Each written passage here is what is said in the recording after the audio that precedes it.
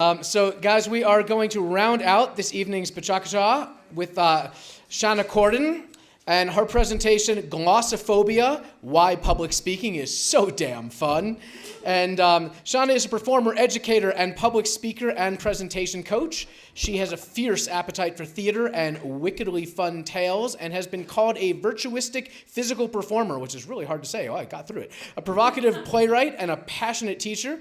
As a public speaking and presentation coach, Shana works with mission-driven individuals who have something to say. She bolsters them with skills to communicate with confidence, presence, and authenticity so they can have maximum impact in their communities. And if you are, I don't know if this is on your presentation, but www.shanacordon.com if you would like some more information. But let's give her a warm round of applause. Oh, sure. Yeah, sure. We can maybe do one set of lights off. There we go. Okay, cool. Yeah, I just want to see you guys. Okay. And God, that introduction was longer than I thought it would be. Okay, here we go. Fear. Nobody loves it. Yet we can't live without it. Many talk about being free from fear or conquering fear as if it's something to get over and then live. But fear is just part of being human. Fear is primordial. It triggers the fight or flight system, which prepares us to run from a tiger or fight if it's just a house cat. It's what makes our spidey senses tingle so we don't go down a dark alley at midnight. And omitting Darwin Award winners, fear gives us the sense to not plank from a 7-story balcony, take a selfie on the edge of a cliff, or challenge a lion to a kung fu fight. And yes, all of those events really happened. Now, phobias, or more extreme fears, usually in response to an object or situation that triggers the fight or flight system, but does not physically threaten our survival. And yet the experience is extreme, whether fear or phobia, and the triggers are vast.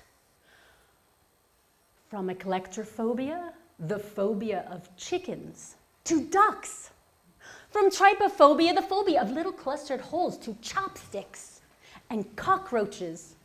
From omphallophobia, belly buttons, to the number 13.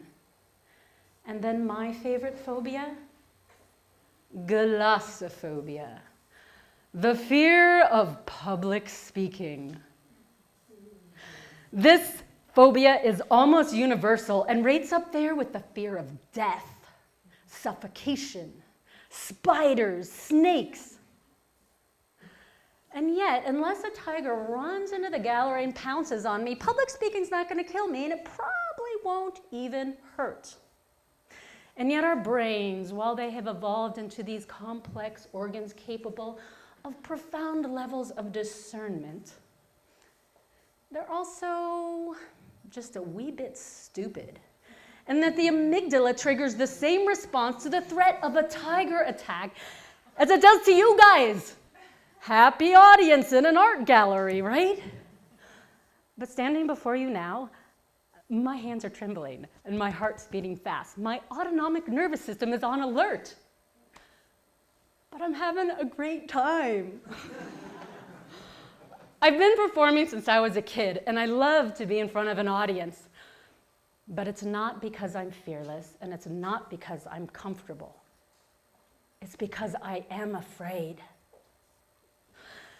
Before my Shakespearean debut at Cambridge Elementary School, I suffered a very intense bout of glossophobia. And backstage, Mr. Orsatti told me to think of my fear as excitement, like riding a roller coaster. I thought he was mental. But years later, glossophobia is my roller coaster. I imagine my experience is similar to a climber on the edge of a cliff. There's a sense of danger that requires complete focus. The senses are alive, you're alert and in the moment. And afterwards, there's a relief and a high like nothing else.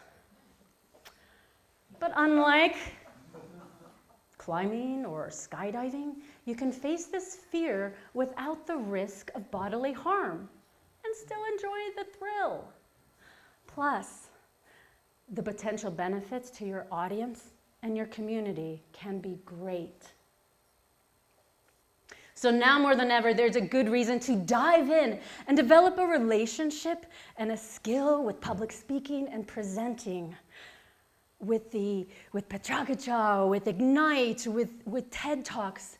There is just an explosion and a democratization of knowledge everywhere.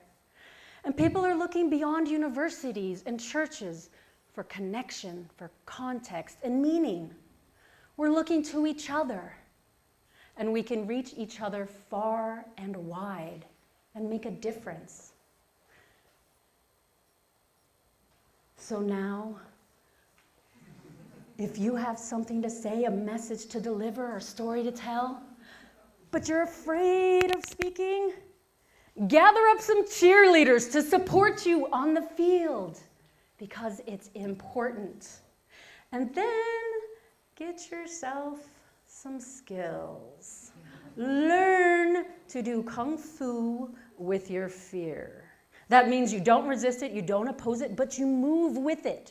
And the basic strategy is to ground, breathe, and connect. Ground in your body, breathe through your fear, and connect with your audience. And then in time, this fear, glossophobia, can start to feel like surfing. And public speaking may even be fun.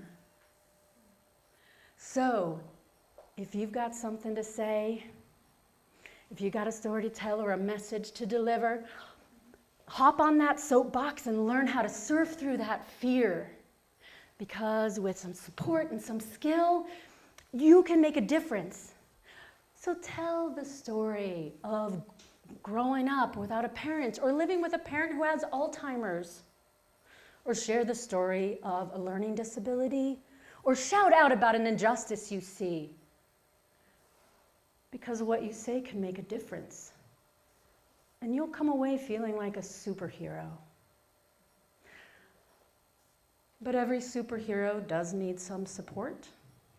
So reach out, whether it's to a friend, to Toastmasters, to a coach, to a cat, because what you have to say is important.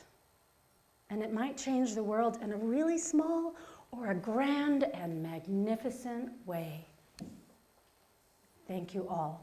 And I hope to see a lot of you guys at Pecha next time.